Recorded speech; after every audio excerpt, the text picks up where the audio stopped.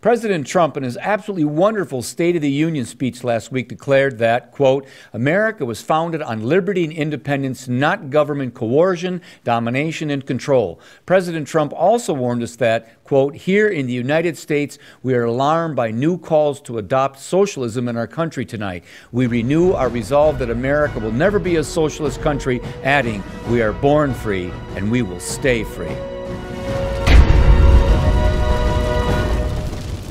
President Trump's brilliant comparison and contrast between our constitutional republic's dedication to liberty and freedom versus coercion, domination, and control of big government socialism couldn't have come at a more appropriate time.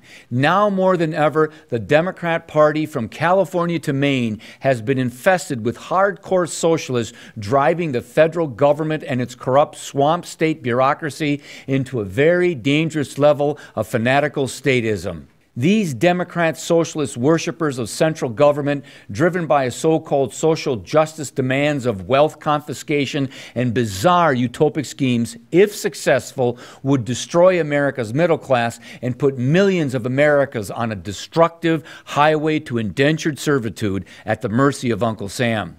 By now, we all know about the rising Democrat socialist rock stars like Representatives Alexandria Ocasio-Cortez and Rashida Tlaib. And of course, who doesn't know about sugar daddy socialist Bernie Sanders, who's promised so much free stuff for the American people, from health care and child care to college tuition, that many studies have concluded it would cost well over $40 trillion, requiring astronomical tax hikes. Trust me, those tax hikes would not just affect the so-called evil 1%, but decimate America's prosperous middle class.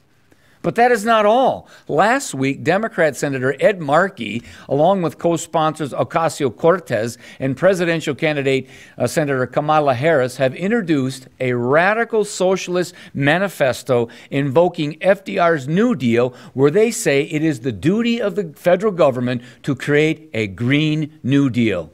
It's a 6-page overview of the bill, to quote Daily Wire editor-in-chief Ben Shapiro, is not only one of the stupidest documents ever written, it is dense, idiotic, and moronic. Under the guise of saving planet Earth in 10 years, this Democrat Socialist proclamation is full of big government dictates and mandates upon the American people.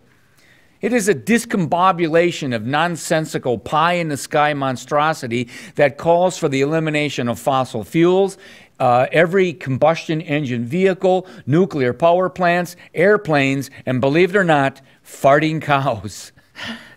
Yes, you heard that right, farting cows.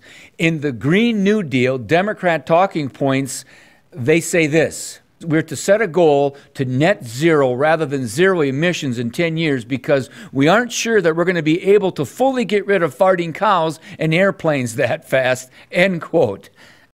Now, while we may laugh off this absolutely absurd, insane, juvenile, and just plain stupid thinking, we need to realize that underneath this Green New Deal is a raw deal that demands a massive transformation of American society that is an insidious, pernicious, and an immoral call for total government takeover of American life.